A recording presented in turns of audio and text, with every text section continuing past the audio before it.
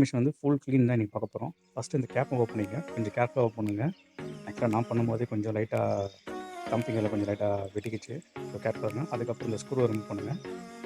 அதுக்கப்புறம் பார்த்தீங்கன்னா, இந்த பாட்டில பார்த்தீங்கன்னா லைட்டா ஷேக் பண்ணியிருந்தா வரும். கொஞ்சம் கஷ்டமா இருந்தாலும் கொஞ்சம் நல்லா ஷேக் பண்ணுங்க. ஷேக் பண்ணா ஆட்டோமேட்டிக் வரும். இங்க பாருங்க எவ்வளோ அழுக்கா இருக்கு பார்த்தீங்களா? இப்போ இந்த டஸ்ட் தான் க்ளீன் பண்ண போறோம்.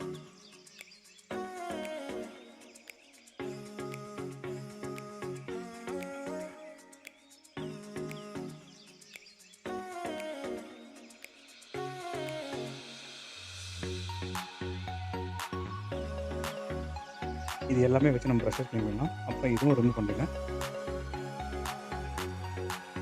இதுவும் ஃபில்டர் தான். ஆக்சுவலா அந்த ட்ரே அது. ஒவ்வொன்னா எடுத்து வாஷ் பண்ணிக்கலாம். வீட்ல நார்மலா இருந்தா டூத் பேஸ்ட் ப்ரஷ் இருக்கும் பார்த்தீங்களா? அத வச்சு வாஷ் பண்ணிக்கலாம். எவ்வளோ அழுக்கு இருக்கு பார்த்தீங்களா? மாசக்கணக்காக க்ளீன் பண்ண மாதிரி இப்படி தான் இருக்கும். அட்லீஸ்ட் 3 மந்த்ஸ் இல்ல வந்து 2 மந்த்ஸ் வரை க்ளீன் பண்ணுங்க. இதுவும் வந்து அதுவும் ரிமூவ் பண்ணா வந்துரும். க்ளீன் பண்ணிக்கலாம். நல்லா ப்ரஷ் வச்சு ஃபுல்லா க்ளீன் பண்ணுங்க. ரிமூவ் பண்ண பார்ட்ஸ் எல்லாத்தையும் வச்சு க்ளீன் பண்ணுங்க.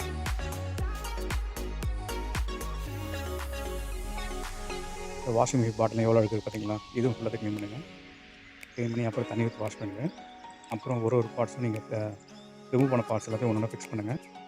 கேர்ஃபுல்லா ஃபிக்ஸ் பண்ணுங்க.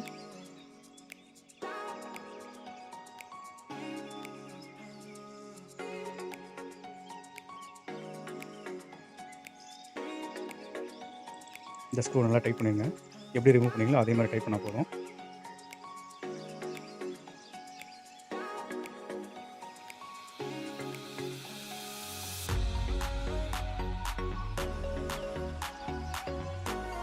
இப்போ எல்லாத்தையும் ஃபிட் பண்ணி முடிச்சுட்டு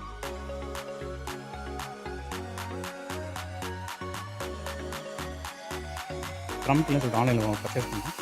இது எந்த அளவுக்கு வேலை செய்யுதுன்னு தெரியல. செக் பண்ணி பார்க்கலாம். இப்போ வாஷிங் மிஷின் ஆன் பண்ணிட்டு ட்ரம் கிளீன் இருக்கும். அந்த ஆப்ஷன் செலக்ட் பண்ணி நீங்க ஆன் பண்ணீங்கன்னா ஆட்டோமேட்டிக்கா ட்ரம் வந்து ஒரு 1 ஹவர் கழிச்சு க்ளீன் ஆகும்.